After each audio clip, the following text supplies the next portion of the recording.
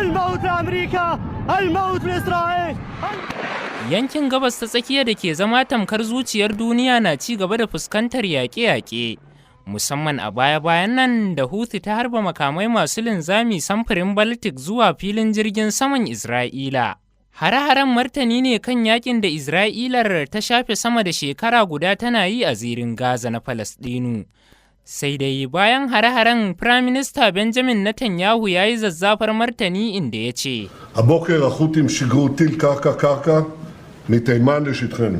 Netanyahu kenan yake cewa a safiyar yau 'yan Houthi sun harbo makamai masu linzami daga Yemen zuwa cikin yankinmu.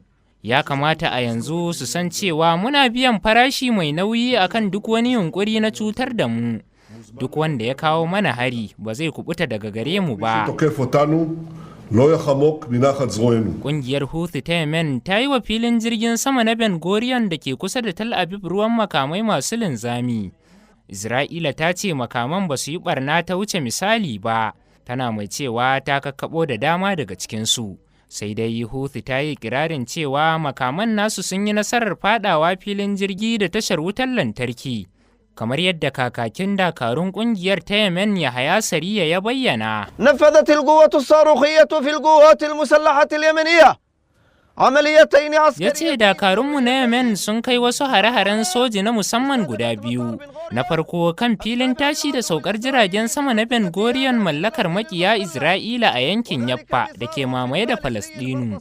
Ɗaya harin kuma mun yi amfani da makamai masu linzami kan tashar wutar lantarki a kudancin birnin Kudus da aka mamaye. Hare-haren biyu sun yi nasarar kaiwa inda ya dace. وقد أصاب الصاروخان هدفيهما بنجاح بفضل. Dakarun sojin Isra'ila sun ce sun yi nasarar kakkabo galibin makamai masu linzamin, amma an ɗan samu cikas a filin jirgin saman Ben Gurion. Tun lokacin da Isra'ila ta ƙaddamar da yaƙi a zirin Gaza, bayan harin bazata da ƙungiyar Hamas ta kai Tel Aviv a ranar 7 ga watan Oktoba. Houthi ke ƙaddamar da hare-hare kan manyan jiragen ruwan dakon kaya galibi mallakar ƙasashen yammacin duniya. Kamar yadda mai ba da shawara kan harkokin tsaro a fadar White House Jack Sullivan ya shaida wani hari a ranar 31 ga watan Disambar da ta gabata.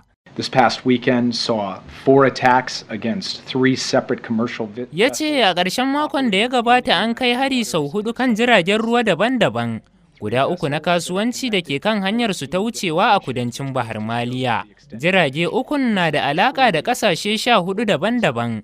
Wannan na zama tamkar tushen damuwa a duniya da kuma barazana ga zaman lafiya da kwanciyar hankalin duniya. Kuma za mu ci gaba da tuntuɓar ƙawayenmu don tantancewa da kuma ɗaukar matakan da suka dace. Muna da kyakkyawan dalili na gaskata cewa waɗannan hare-hare yayin da Houthi suka ƙaddamar da su a Yemen, Iran ce ta kai su gaba ɗaya.